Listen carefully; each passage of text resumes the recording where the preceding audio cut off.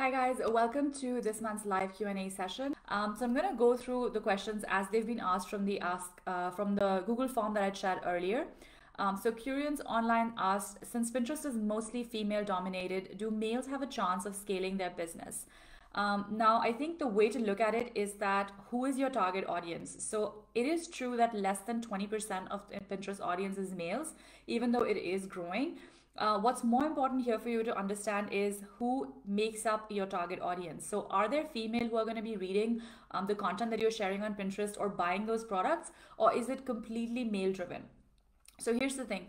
If you have just a male driven, let's say, business or blog, then yes, Pinterest will have a slightly lower amount of people that you can reach because it's about 70 to 80% female, right? However, it doesn't mean that you should not be there because it's still an organic marketing tool. And if you have any kind of, audience, which is, let's say, interested in, let's say, women related products, then it's definitely a thing that you should actually use as a tool. Not to mention, in the Pinterest latest reports, they have been showcasing how men are more and more using Pinterest for e-commerce. So if you have a blog that is just for men, then I think your reach might be smaller. But if you're a business owner who plans to reach out to people, whether it's men or women who buy products and services, and they are interested or they are actually present on Pinterest, then it's definitely a good tool for you to use as well. The next question is, what is the right time to post on Pinterest? Now, this is very, very subjective based on where your audience is. So for example, for me, my audience is mostly based in Western Europe and in the US, so North America. And that's why what I do is that I tend to post my pins at a time when I'm most likely to get engagement from these audiences, which is usually for me very late in the evening. So I live in Europe, so it's late European time, or it's basically early morning in the US. And the way I do this is that you can just head into your analytics section and check out where are the people that are following you on Pinterest from. So which countries are they from? Which cities are they from? I know that US is really massive, so it might be that you are on the East Coast or the West Coast, and then you want to, fix your time based on that. So there is no peculiarly right time to post because it's a platform which is also a search engine, so people are always consistently searching for things on Pinterest. But yes, there are specific times related to your audience and where they're based that you should be looking at, either through Pinterest analytics, or if you have Tailwind, then you can dive even deeper and actually look in the exact state and country and then post at that time. So if you use Tailwind, for example, you can actually fix the time zones based on the slots. And I've shared this in the Tailwind tutorial as well, how you can do this. So you can make time slots based on where your audience is. So for example, when I'm using Tailwind, my time, I think, is New York time that I post all of my pins on. So the schedule that Tailwind makes is based on this time, right? And now that's obviously only for my account. It could be that you have an audience in a different country. It could be that you are, let's say, pinning in a different language and you just have a very localized audience. In that case, you should definitely pin in, let's say, early morning, so before office hours, and late evening after office hours, which I think is a general good practice for social media anyway, because most of us are unlikely to be checking during a weekday, checking things on Pinterest right between work. It's unlikely that we're doing that. So if you just want a standard answer, that would be early in the morning before work or late in the evening, as well as weekends. Pinterest gets a lot of traffic on weekends because Pinterest is definitely a place where we also go to plan and just look for inspiration and products and things. And we have a lot of time on weekends to do that. So you should also be posting more towards weekends. The next question that Supreme Biz Pros asks, how to give a VA access to my Pinterest account without giving them my login details?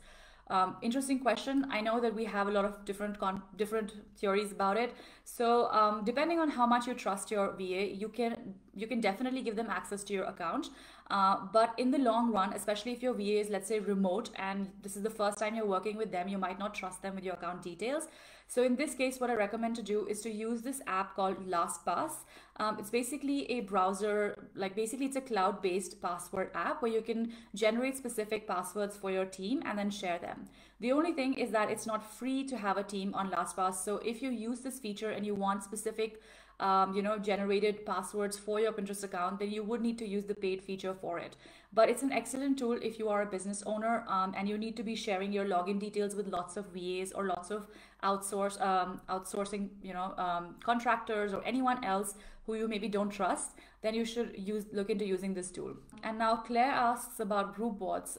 Is it still worth joining group boards for vegan recipes if I'm only sharing other people's content, as I would still be extending my audience, or should I mainly focus on group boards where I'll be able to post my own content as well as sharing others? So here's the thing. Group boards are for expanding your content, right? So the focus is always going to be on what is your core content.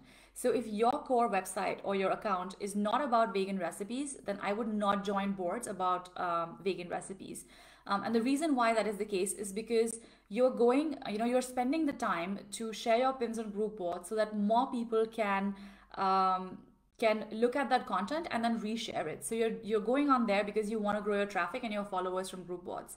However, when you go on there just to share content which people might be interested in, then it defeats the purpose of a group board. So then you could actually just create a personal board under the name of vegan recipes, and that's something that I highly recommend you do anyway, because Pinterest is not as picky about niches and categories as Google is, or maybe even YouTube is. So you can actually really expand into different board ideas, and if you have an audience which you know is interested in vegan recipes, then definitely go ahead and create a board, but make it personal. Don't spend time joining group boards which are about vegan recipes.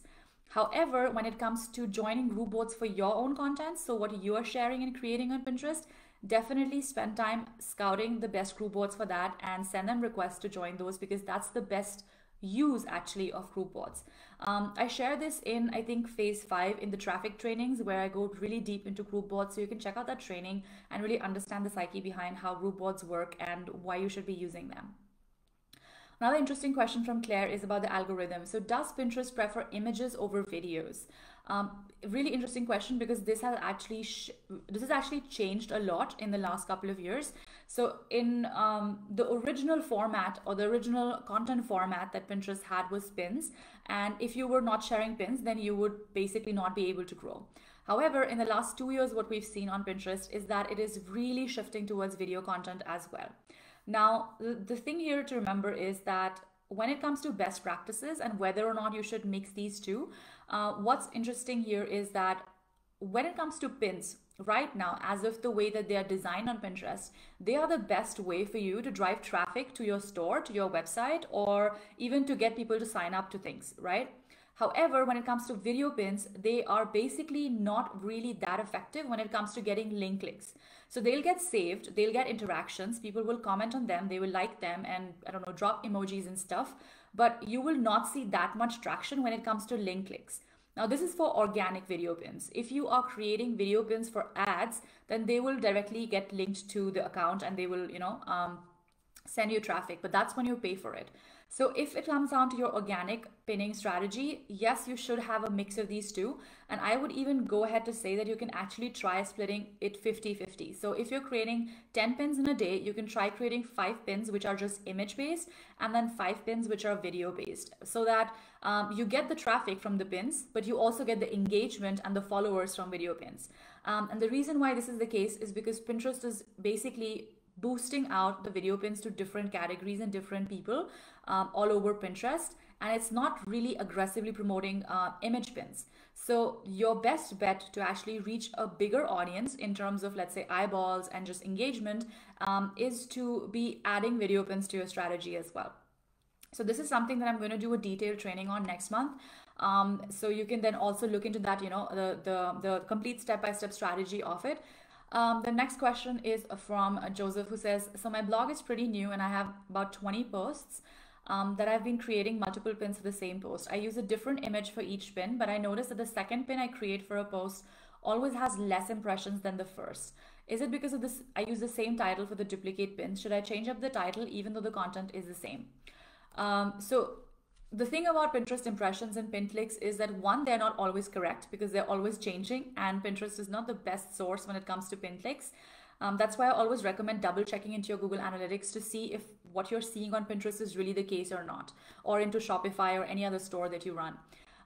When it comes to duplicate pins, I think what's important here to remember is that yes, you can have a fresh image, and in principle, you can keep everything the same. So you can have the same title, you can have the same, let's say, text, headline text on the pin, and you can have the same description. But because Pinterest is a search engine and it does prefer fresh content, it will help you if you mix up your titles and you mix up your descriptions. Now, it doesn't have to be a massive mix. What you can do, for example, is let's say that you have a blog post on how to bake a sugar-free cake, okay? So that's one of your pin titles. So how to bake a sugar-free cake. In another pin title of the same blog post, you can say sugar-free cake recipe. And then another iteration of it could be sugar-free cake guide, or a quick sugar-free cake hack. You know, so it doesn't have to be that you put that much effort into thinking, oh my God, what is my title and my description going to be? You can literally change and swap one or two words. Of course, if they're keywords, that's the best case scenario, because that means that you can target then different audiences. So let's say that you find a keyword such as sugar-free cake recipe and sugar-free cake guide. So you can use these two different keywords as your pin titles, right? So when it comes to the best practices, I always recommend that the more you can vary that image or vary the title and description, the better it is. But if you are short on time and you're just like, I need to pump out this fresh pin and I don't have that much time, then you should just stick to pinning, you know, a new image, and that's it. So that's obviously the, let's say, the cheating way of doing it. And when it comes to the impressions, you asked, why is your second fresh pin getting less impressions as the first fresh pin? Now that's because that you probably posted the second pin later, right? And depending on the time that you posted it and the board that you posted it to, your analytics can differ. So I wouldn't pay too much attention to the changes between those two pins and impressions unless it's been at least 2 or 3 weeks since you posted that. So give your pins at least 2 to 3 weeks for them to collect enough data for you to understand which pin is working better than the other, especially when it comes to fresh pins. So don't jump into conclusions just because you posted it yesterday and you saw 100 impressions in one variation and the next image you saw 25, because that will just drive you crazy. So don't overemphasize this when it comes to, you know, the impressions. So when it comes to the mix between your pins and new pins, right? If you are still a beginner on Pinterest and you're really just starting out and you don't have a big account, right? You don't have an established account, then you don't need to stress so much about creating your own content. You can definitely save other people's content as well. Now, here's the hack that I have for you, which I think really helps, and that is, make sure to always upload your own pins from your, from your desktop, so that you can add the right titles and make it SEO optimized and all of those things. But when it comes to repinning from other people, just download Pinterest on your mobile phone and save them one by one directly, because that will save you so much time. The thing with the desktop app on Pinterest is that it is great for content creators for uploading stuff. But when it comes to saving prints, like when it comes to repins, it's kind of like very buggy and slow. And depending on where you are in your internet connection, it can be really annoying. So I would recommend that you always upload using your own desktop app.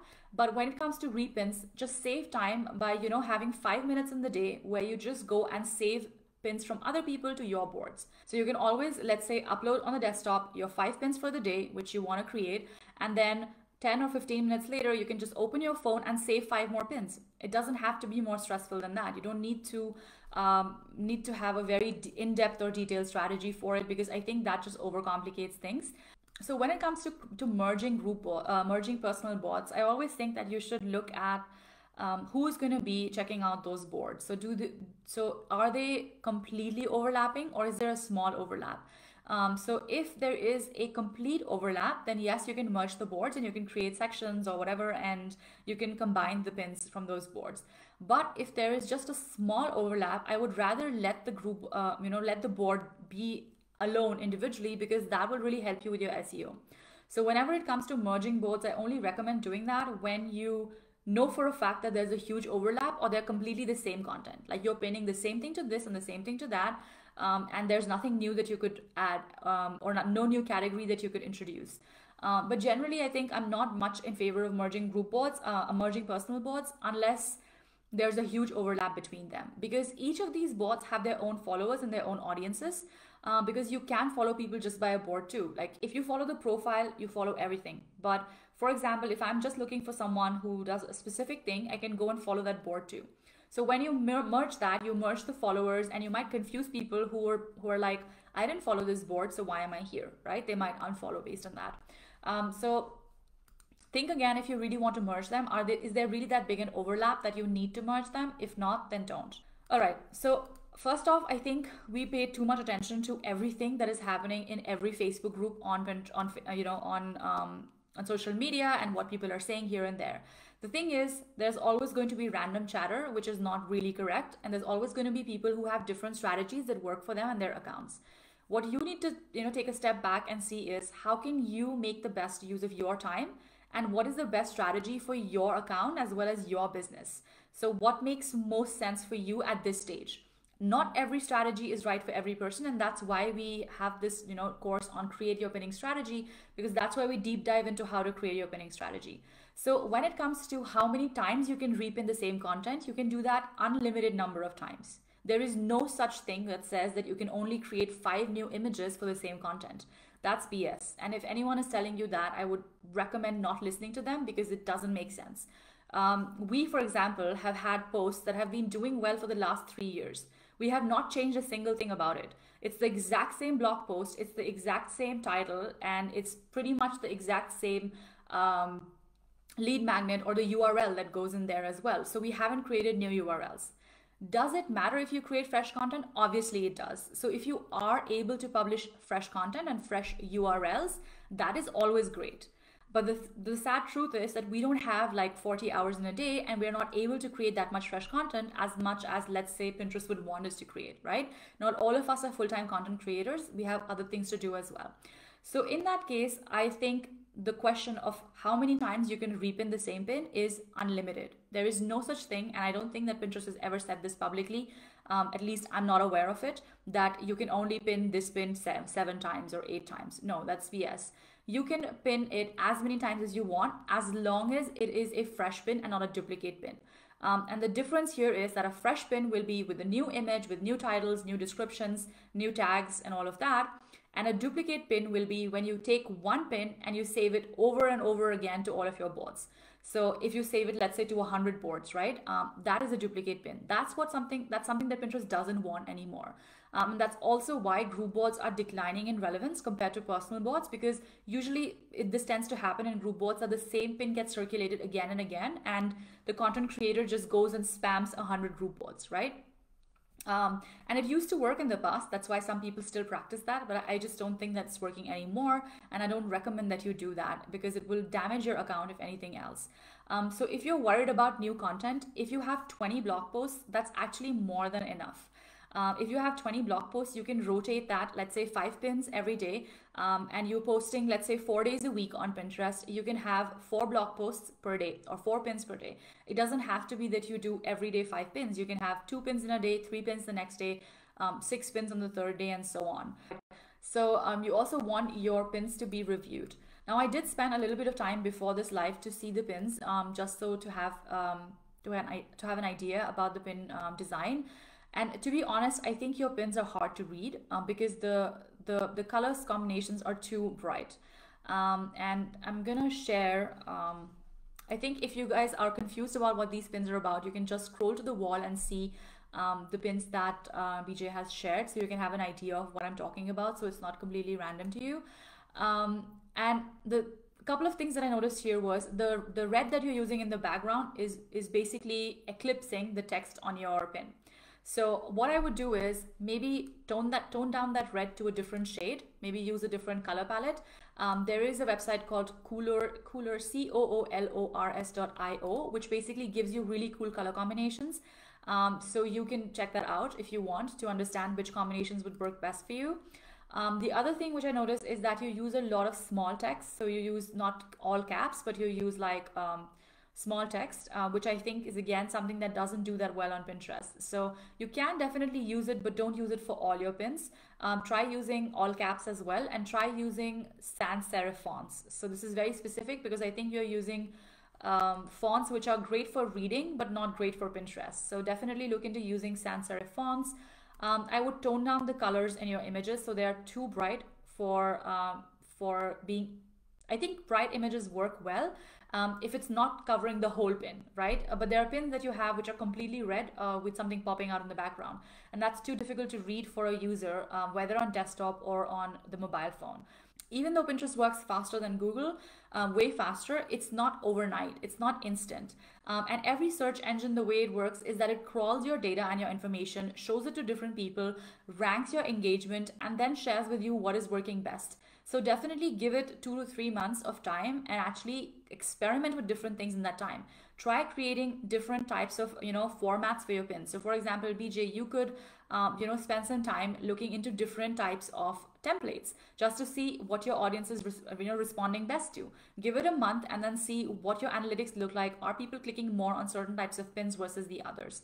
And then for Joseph, I think what you could do is that you could spend a little bit more time on creating more content instead of spending more time on obsessing over analytics, because I think that will take away your time that you have from creating content and really giving the best when it comes to your Pinterest strategy, because at the end of the day, it really does come down to the content you create and how you present it on Pinterest. So you can use all the hacks and all the tips and everything possible out there on the internet. But if your baseline content is, not something that is driving those clicks for you and driving those people to your blog or to your website, then you're not going to be able to grow in the long run. So definitely do that. But as you grow on Pinterest and once you have an established audience, so let's say you are at 500,000, 600,000 monthly viewers and you grow beyond that, you will see that you will probably not need to create, not need to save other people's content at all, because you already will have a following and people will already be there to see what you're posting, right? So you don't need to leverage or piggyback right on anyone else's content. You can just create your own pins, your own pages, and those will drive just as much traffic to you. So to give you an example, on my personal development website, which is my lifestyle website, I think we have close to 5 million viewers now. We don't really spend time at all, besides maybe once a week, on sharing other people's content, because we have our own content, which is so much. And there's so many things that we're sharing that we really don't need to be reaching out to a newer audience. Not to mention that account has almost 10,000 followers. So every time we pin to that account, we already have these 10,000 people that will get it in their search feed, right? Or in their dynamic feed. And that really gives this account a leg up. But if I were to create an account from today and start it from today, I would need to leverage other people's content, whether there is on group boards, through group boards, or through your own personal boards, because you likely don't have that much content and that much, let's say, clout on Pinterest, which can give you that leg up when you upload something new, right? And in that sense, Pinterest is a bit similar to, let's say, other social media platforms like Instagram as well. So for example, if you have 10,000 followers on Instagram, you're more likely to have like a 2% engagement versus if you have 100 followers, right? So obviously there's a different way to grow both these accounts. You will not use the same strategy to grow both of these. So I highly recommend checking into the Create Your Pinning Strategy course. I think we've put it now in phase 5 in the automation and pinning section. Spend some time into looking at all of those trainings, get into the best practices, and then see how you can implement those best for your website and your blog. But do remember that at the core of everything is the content that you're creating and the way you're displaying it. So what is the topic that you're pinning, whether that's a product or a blog post, and how are you packaging it up and how are you showcasing it on Pinterest? That's always going to be very, very important. SEO and tactics and hacks are the cherry on the top. But your baseline always has to be strong and your foundation needs to be strong. So I'm going to wrap up this live call. Thank you so much for taking the time to watch this. And if you catch this as a replay, we are going to record this and then upload this to the membership portal as well. We've created a separate section for coaching replays, so you can go back and look at all of the coaching replays as well. And we'll add the timestamps in so you can just gauge through all of the questions and really see what was asked and if that made sense to you or not. So thank you for watching, and if you have any other questions, do post in the Facebook group. I'll see you in the next one.